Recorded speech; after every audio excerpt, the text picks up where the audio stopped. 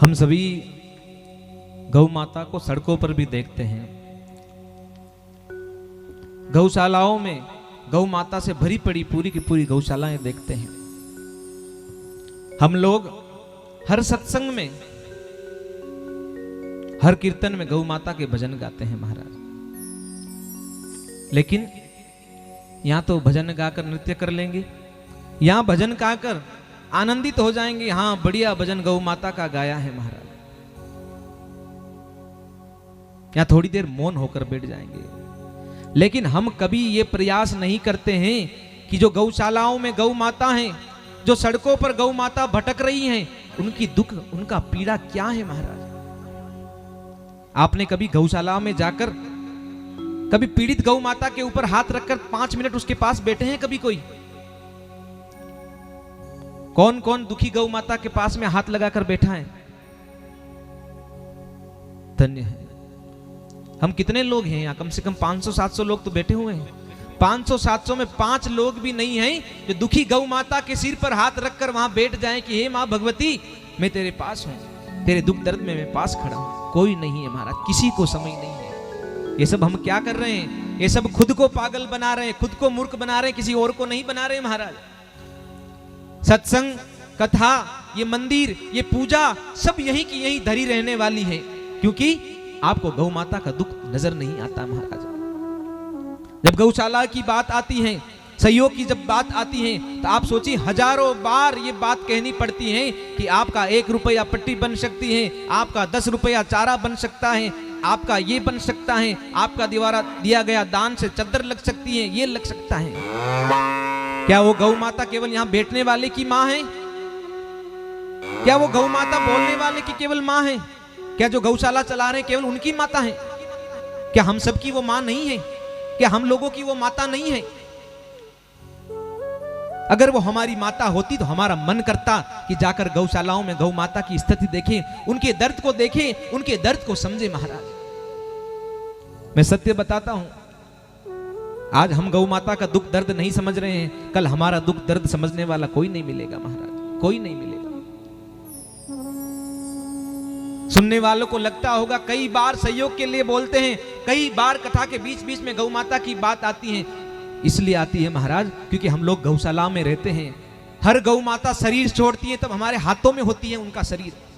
जब वो प्राण त्यागती हैं, जब वो पुकार लगाती हैं, जब वो रुदन करती हैं, जब वो तड़पती हैं, तो हम उनके साथ में बैठे हुए होते हैं, हम उनके पीड़ा को समझ रहे होते हैं महाराज। इसलिए हमारा हृदय भीतर से रोता है, इसलिए भीतर से संत दुखी होते हैं, रुदन करते हैं कि हमारी गायों की स्थिति ये बन गई है, और उस अवस्था का कारण कोई और नहीं, हम स्वयं हैं महाराज। आपको कभी जीवन देखना हो तो एक बार गौशाला में जाकर पीड़ित गौ माता के पास 5 मिनट बैठकर देख लेना। कोई गौ माता जब प्राण त्यागती हो तब जाकर उसके पास जाकर बैठ जाना कि कितनी मुश्किल से, कितनी तकलीफ देकर वो गौ माता अपने प्राणों को त्यागती है महाराज। वो मुख से बोलती नहीं है महाराज, लेकिन प्राण त्यागते हुए हर वो शब्द तड़प तड़प कर कहती है। जो जो हमने उनके साथ किया है वो हर बात कहती है महाराज। आप जाकर उनके पास बैठकर उनकी बातों को सुनिए तो सही, वो क्या कहना चाहती है।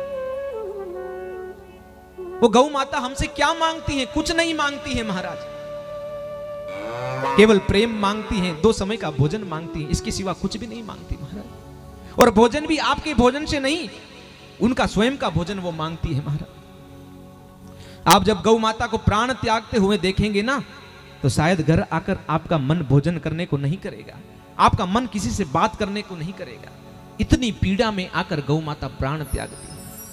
हम बड़े आनंद से प्लास्टिक की थैलियों में भर भर के कचरा सड़कों पर डाल देते हैं महाराज, और हम अपने आप को हिंदू कहते हैं, हम अपने आप को गौ माता के पुजारी कहते हैं, हम अपने आप को गौ माता के भगत कहते हैं। किसके भगत? कौन से सेवक? कौन सी गौ माता? ये अपने आप को आप मूर्ख बना सकते हैं, ईश्वर के सामने नहीं महाराज। आज जब आप शहरों में जाएंगे, आप अपने आसपास के शहरों में देख लीजिएगा, हजारों पॉलीथीन के अंदर कचरा भरकर माताएं अंदर रोटी डालकर, सब्जी डालकर, घाटे लगा लगा कर सड़कों पर डालती है महाराज।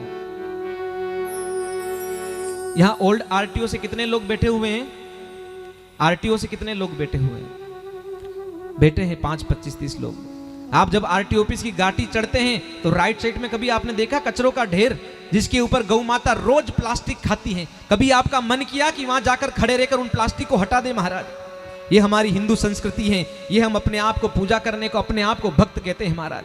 हमारी भक्ति कोई रंग लाने वाली नहीं है, चाहे आप कितना ही एक लोटा जल चढ़ाएं या 1000 लोटे जल चढ़ा दे, आपके जीवन में मंगल होने वाला नहीं है महाराज।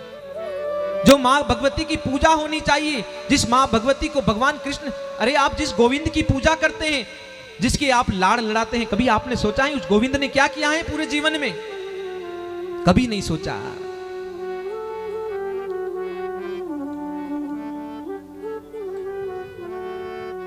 क्योंकि हम लोगों ने तो केवल भगवान कृष्ण को प्रेम करते ही देखा है, राधा जी के पीछे भागते ही देखा है।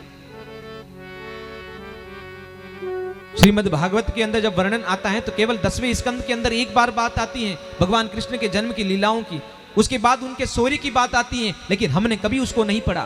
भगवान कृष्ण छोटे से जब बाल स्वरूप में थे तब से बिना पांव में जूतिए पहने पैदल पैदल गौ माता को चराने के लिए जाते, गौओं के साथ रहते महाराज। गोकुल, भगवान ने मथुरा में जन्म लेते ही एक क्षण मथुरा में नहीं रुके महाराज, रात के रात नदी से नदी पार करके गोकुल चले गए। क्यों? जहां गायों का कुल है महाराज। कौन जाने या शाम की माया, कौन जाने या शाम की माया, अजब निराली रे। यो नंद बाबा रो लाल गाय हित बण्यो गवाणो रे। यो नंदला बाबा रो लाल गाय हित बण्यो गवाणो रे। ऊट सवेरे सब सुपेलिया गौमुख देखण जावे रे। 56 भोग धर्या रह जावे, माखन रोटी खावे रे। गाय चरा जद पाछो आवे, गाय चरा जद पाछो आवे, खावे खीर गोपालो रे। यो नंद बाबा रो लाल गाय हित बण्यो गवाणो। गौ माता का दुख कहने और केवल सुनने का मात्र नहीं है महाराज। हम लोग इस कथा के चलते 5 दिन से इसी क्षेत्र में रह रहे हैं गौशाला को छोड़कर महाराज, लेकिन रात में भी अगर याद आ जाए कि एक गौ माता बीमार है, उसका क्या हुआ, तो रात में उठ के भी फोन लगा के पता करते हैं कि गौ माता की क्या स्थिति है महाराज। कोई पीड़ा तो नहीं, कोई दुख तो नहीं महाराज। हम लोगों को गोविंद की पूजा तो खूब करनी चाहिए, लेकिन हम लोगों को इस बात को भी जानना चाहिए कि जिस गोविंद की हम लोग पूजा कर रहे हैं, उस गोविंद ने पूरे जीवन क्या किया है। उस गोविंद ने पूरे जीवन गौ माता की सेवा की है। तो क्यों ना गोविंद का नाम लेते लेते हम उस काम को करें जिस काम को उस कन्हैया ने किया है, जिस काम को उस गोविंद ने किया है, क्यों ना हम उस काम को करें। भगवान ने जो काम किया उस काम को छोड़कर बाकी सब काम हम करते हैं, सारे के सारे काम हम करते हैं, केवल भगवान ने जो किया वो हम नहीं करते हैं। तो आप सोचिए, आपके काम से भगवान प्रसन्न हो सकता है? आपके जल से, आपके भोग से क्या भगवान प्रसन्न होगा महाराज? जो माखन आप भगवान के सामने भोग लगा रहे हैं, न जाने किस प्रकार से वो आया है, न जाने कितने बछड़े भूख से मर गए हैं और वो माखन आप तक पहुंचा है। जिस दूध को आप पी रहे हैं, आपको पता है उस दूध के ऊपर किसका अधिकार था? जब डेयरी की स्थिति आप जाकर देखेंगे, गौशालाओं की तो ठीक है, जब डेयरी की स्थिति देखेंगे तो एक भी गाय के बछड़ा नहीं मिलता है महाराज। कहां जाता है वो बछड़ा? कहां जाता है वो बछड़ा? उसको जीने ही नहीं दिया जाता है महाराज, जीने नहीं दिया जाता। किसके लिए? ताकि उस गौ माता का सारा दूध आप लोगों तक पहुंच सके, वो सारा का सारा दूध हम लोगों तक पहुंच सके महाराज। इसलिए उस बछड़े को मारकर सारा दूध निकाला जाता है। आपको पता है, जब अस्पताल जाते हैं डॉक्टर कहते हैं शुगर हो गया, कैंसर हो गया, पेट में ये हो गया, शरीर में ये हो गया। सोचिए, आप तो घर छोड़ के कहीं गए नहीं, आपने अन्न के सिवा कोई दूसरी चीज खाई नहीं, तो आपके शरीर में ये बीमारी कहां से आ गई महाराज? क्योंकि आपने दूसरे का हक का खाया है महाराज। और हक का खाने के बाद भी धन्यवाद नहीं जताया हमने कि हे भगवती करुणामयी, आप हमें अपने बछड़ों के हिस्से का दूध भी हम तक पहुंचा रही, आपको धन्य है। हमारे मन में ऐसी प्रथा बनी हुई, महात्मा कहते हैं कि पहली रोटी गाय को देनी है महाराज। हाँ, यही सुनते आए माताएं। कौन सी रोटी गाय को देनी है? पहली रोटी, आधी सीखी, आधी पक्की, आधी कच्ची रोटी निकाल कर साइड में रख दी जाती है महाराज। जब भोजन बन जाता है, सब काम खत्म हो जाता है, झाड़ू पोछे चूल्हा चाकी सब हो जाता है, फिर उसके बाद घर से बाहर निकल कर देखते कहीं गाय नजर तो नहीं आ रही। सुबह की रोटी शाम, शाम की रोटी अगले दिन, 2 दिन पुरानी रोटी ले जाकर फिर हम गाय को देते हैं, यही करते हैं। लेकिन आपको पता है संतों ने क्या कहा है? पहली रोटी नहीं, पहले रोटी गाय को। पहली नहीं, पहले। आपके घर में जब आपके पति भोजन करते हैं, आपके बालक भोजन करते हैं, आप भोजन करते हैं, उससे पहले, पहली नहीं, पहले सबसे पहली जो रोटी बनती है, सबसे पहले थाली में सजाओ, उसके ऊपर गुड़ रखो, घी परोसो, फिर उस रोटी को ले जाकर सब काम छोड़कर गौ माता को खिलाकर आओ, और उसके बाद अपने पति को खिलाओ, उसके बाद अपने बच्चे को खिलाओ, और उसके बाद आप भोजन करो। फिर देखो आपके घर में कहां से संकट आता है, कहां से दुख आता है। लेकिन हम ये नहीं करते हैं, रोटी बनाकर खिड़की में ताक में रख देते हैं और उसमें चींटियां हो जाती हैं, और उस गौ माता को खिलाने के चक्कर में 5-25 चींटियां और मार डालते हैं महाराज। हाँ, होती है कि नहीं होती मैया? चींटियां हो जाती है। हाँ, फिर दीवार पे इधर उधर पटक पुटा के रोटी ले जाकर गाय को डाल देते हैं। 2-5 चींटियां रोज मर जाती है गाय को रोटी देने के चक्कर में। तो सोचिए आपका अच्छा कर्म हुआ कि बुरा कर्म हुआ? ये कैसा हुआ, अच्छा कि बुरा? अब ये बात बताइए कि हमारी बात कौन कौन मानना चाहता है? आप इतने भक्त बेटे हैं, हमारी बात कौन कौन मानना चाहता है? मानना चाहते हैं महिलाएं? अच्छा, 2-5 लोग नहीं मानना चाहते।